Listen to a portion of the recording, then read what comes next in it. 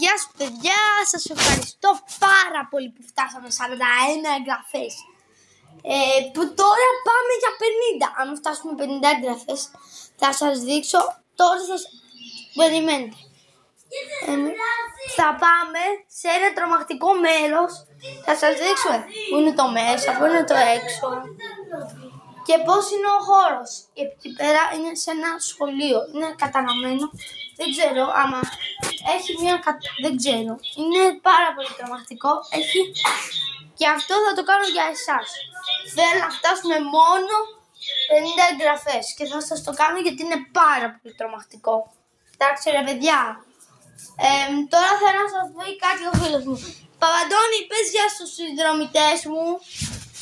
Γεια σας παιδιά, εγώ είμαι ο Blue TG, κάντε μου όλη εγγραφή. Ακούσατε παιδιά, όλη εγγραφή και στα δύο. Και έχουμε και άλλον έναν παιδιά που το λένε Green Billy GG.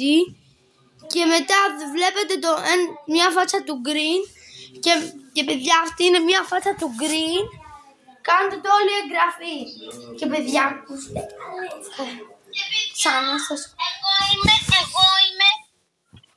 Εγώ ακόμα δεν έχω πάρει νέα δύναμη στο group. Όσοι ξέρετε Bloxfruit, γράφουμε στα σχόλια. Όχι παιδιά, βάλτε το like και εγγραφή όποιος ξέρει το Bloxfruit. Έτσι Blue. Ωραία παιδιά, αυτό ήταν το βίντεο για σήμερα και γεια σας.